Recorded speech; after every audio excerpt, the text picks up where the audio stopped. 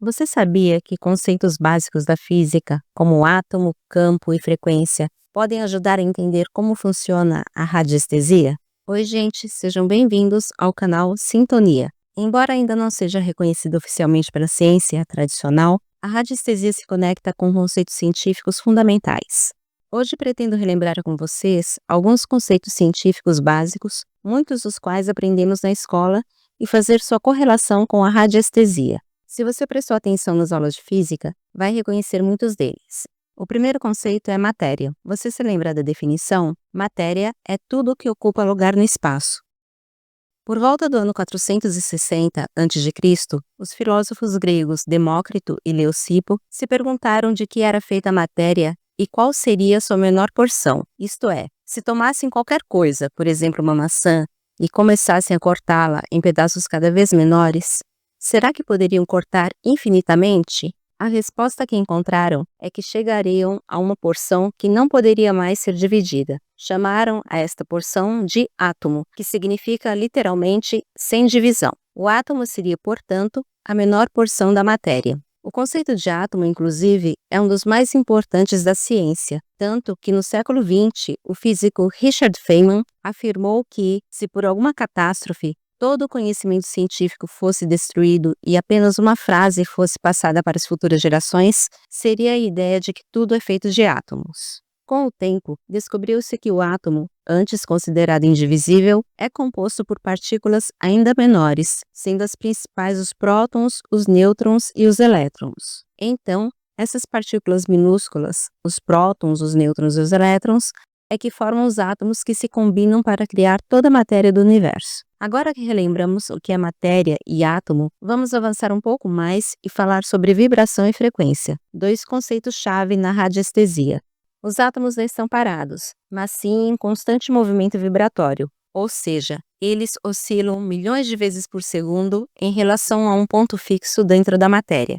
A essa vibração chamamos de frequência e é medida em Hertz, definido como a quantidade de vibrações por segundo. Em radiestesia, os conceitos de frequência e vibração são usados praticamente como sinônimos. Essas vibrações ou frequências é que são captadas pelos radiestesistas e tornadas visíveis pelo movimento do pêndulo, podendo ser medidas de acordo com padrões estabelecidos. Cada partícula tem uma frequência específica e, assim, cada corpo também tem sua própria frequência. E aqui corpo não significa propriamente o corpo humano, mas qualquer porção de matéria. A frequência cria, em torno de cada corpo, uma região no espaço em que suas influências podem ser sentidas. A esta região chamamos campo. Por exemplo, em torno de um ímã surge um campo que chamamos de campo magnético, que pode atrair para si materiais ferrosos. Quando os elétrons se movem através, por exemplo, de um fio metálico, temos uma corrente elétrica, a base da eletricidade. E essa corrente elétrica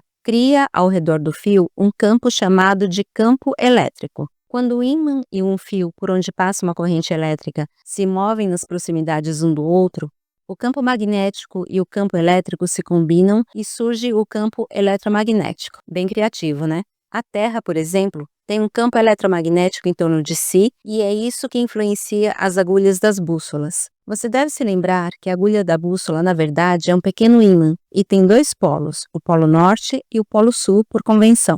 Assim também é a Terra. Em radiônica, alguns gráficos têm maior eficácia quando são orientados para o norte, outros só funcionam se estiverem nesta posição, e ainda outros em que tanto faz. Precisamos de mais algumas definições para entender como a radiestesia e a radiônica provavelmente funcionam, e uma delas é a ressonância. Já vimos que todo corpo tem uma frequência. Em certas condições, essa frequência pode ser transmitida a outro corpo. Dizemos então que eles estão em ressonância. Se eles vibram na mesma frequência, trata-se de ressonância harmônica.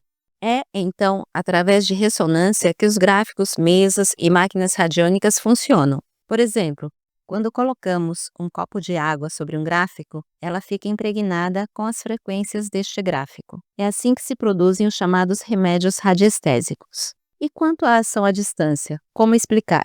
Existe um fenômeno chamado emaranhamento quântico. Ele foi comprovado recentemente, porém ainda apenas para partículas subatômicas, ou seja, menores que o átomo. Neste fenômeno, de forma bem simplificada, podemos ter duas partículas separadas por milhões de quilômetros uma da outra e tudo o que acontece com uma partícula é sentido e imediatamente acontece com a outra. Isso explicaria então como um simples pedaço de papel com um nome escrito pode representar uma pessoa, o que chamamos em radiestesia de testemunho, e é dessa forma que a radiônica consegue exercer sua influência remotamente. Bem, essa é a minha visão de como as coisas funcionam. Se você tem outra opinião e quiser deixar nos comentários, será muito enriquecedor para a nossa comunidade. Considere se inscrever no canal, deixe seu like e nos vemos no próximo vídeo.